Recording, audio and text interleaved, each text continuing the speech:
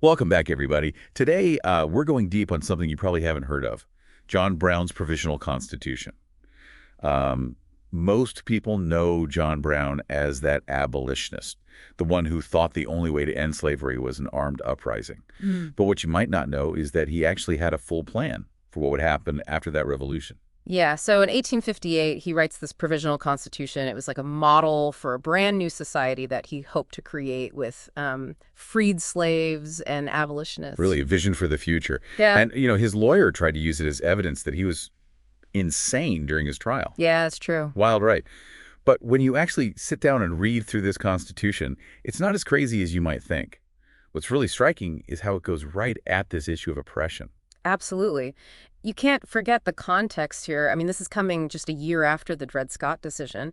That Supreme Court case basically said Black people didn't have any rights that white people had to respect. Right. So really, John Brown's Provisional Constitution is directly pushing back against that. It's basically like he's saying, we reject that whole idea completely, and here's how we're going to build something different. And it's not just about fixing what was wrong with slavery either. Yeah, no, the preamble of this Constitution, it's powerful. It says straight up that slavery is like a war on Black people. And this document is meant to protect the rights and freedoms of everyone who's oppressed, not just people who are enslaved. It's a statement about human rights for everyone, and that was pretty radical back then. Yeah, it was. So, okay, I'm curious about the actual mechanics of how this new government was supposed to work. It's easy to say we want a just society, but how do you actually do that? How do you make that happen? Well, on the surface, it looks a lot like the U.S. Constitution. You've got your three branches, legislative, executive, and judicial. But when you look closer, you see Brown really trying to fix what he saw as problems with that system. So like the president in Brown's version, he gets a 3-year term. That's different from our 4-year term today. And there's this interesting detail about the commander-in-chief of the army. Oh, yeah. Yeah, that's a great example. In Brown's system, it's not just the president who picks the commander-in-chief. Other parts of the government get a say, too. And they can even remove the commander-in-chief from the position.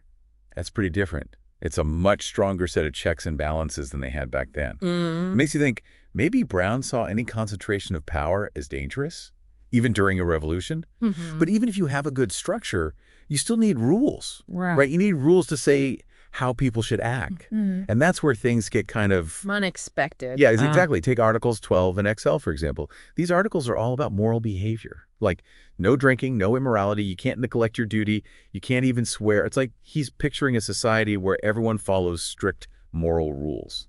Yeah, I mean, it's interesting, right? Here you have John Brown, famous for being willing to use violence, but he's also imagining this society where everyone has to be super well behaved. What do you make of that? It really makes you think about how complicated this guy was, and the times he lived in, too. Were these rules just part of the religious beliefs of the abolitionist movement? Or was there something more there, like a need to control how people acted? It's a good question.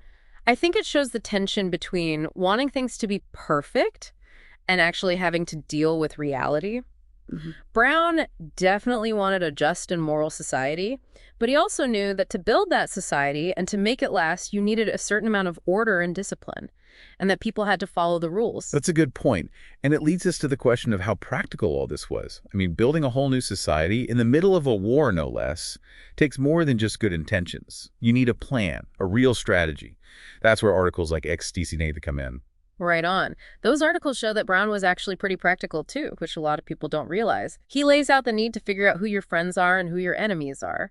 You need to set up safe ways to travel and communicate and get support from the North. He even talks about the nitty-gritty of recruiting people and actually getting a government up and running. Yeah. It's like reading a revolution handbook. Well, I wouldn't go that far, but yeah, it shows a level of planning that most people don't associate with John Brown. He wasn't just some hot-headed idealist. He was a strategist, too.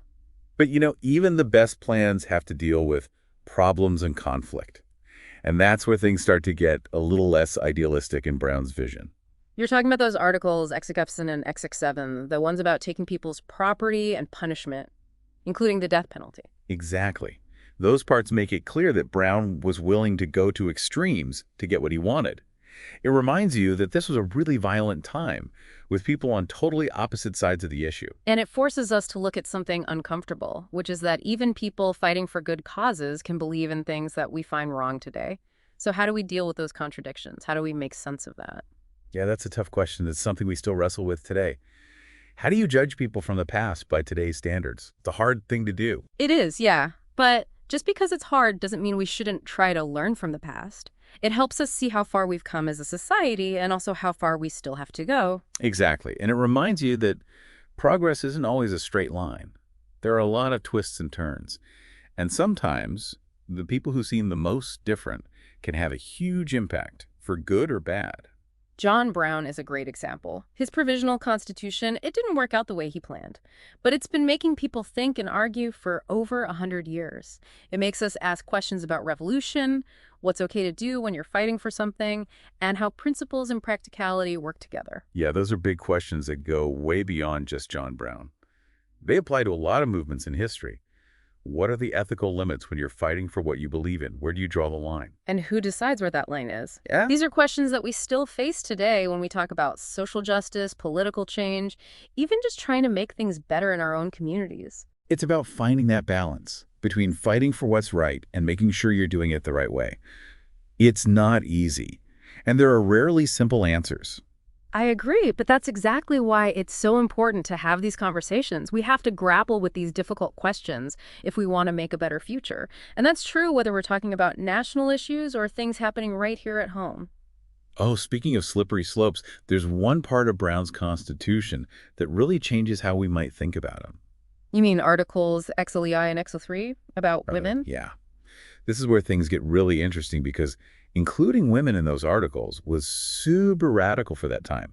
Women in the U.S. couldn't even vote back then, let alone hold positions of power. Yeah, exactly. It makes you wonder about this image we have of John Brown. Was he ahead of his time on this issue, or was something else going on? It's hard to know for sure, but it shows that history is rarely just black and white. It's all about the nuances and realizing that even the most famous people from history can surprise us. So we've seen Brown's vision for a just society, how he was practical, his willingness to use violence, and now this surprisingly progressive idea about women's roles. It's a lot to take in, and I think we're just getting started. Yeah, definitely. There's so much more to uncover in this document, and I think it has some valuable lessons for us today, even here in our own community. But we'll save that for later. Sounds good. We've got a lot more to explore with John Brown's Provisional Constitution, so stay tuned. It really makes you think, doesn't it? Like, what would have happened if John Brown had actually succeeded in setting up this new society? Yeah, kind of a mind-blowing thought. Would his vision for a just world, would it have worked? Or would those contradictions, like the strict moral rules, but also being okay with violence, would that have caused it to fall apart? It's something historians still debate today.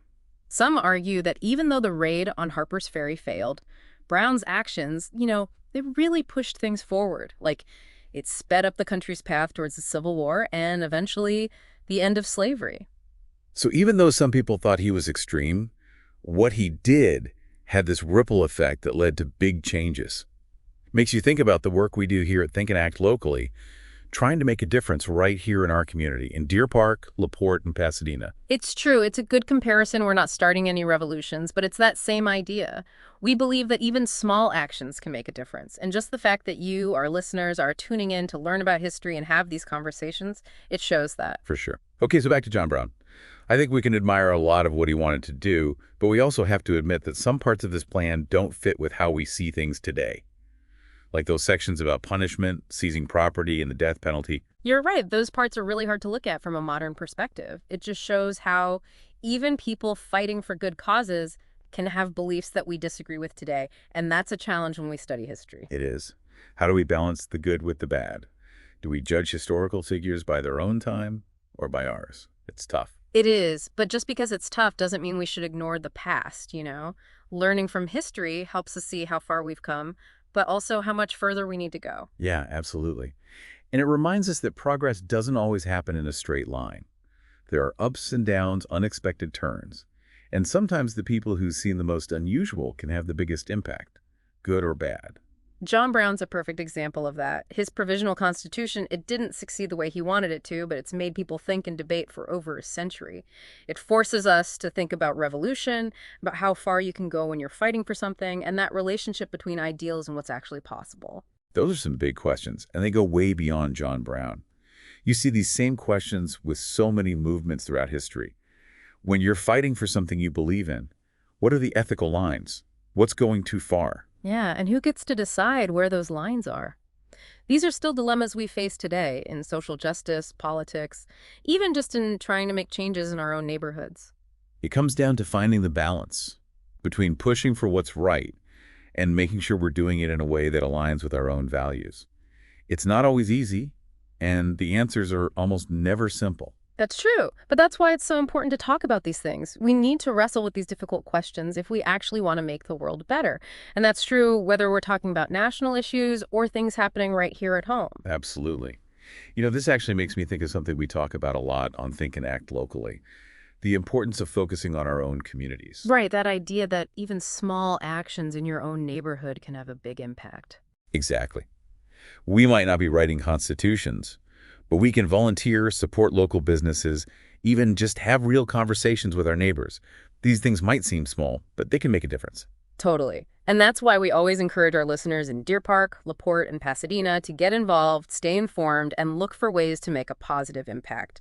Because real change often starts right where you are, at the grassroots level. It's about realizing that we all have a part to play in shaping the future, even if it's just in our little part of the world. It's about taking that spirit of John Brown, that passion and conviction for a better world, but channeling it in a way that's both effective and ethical.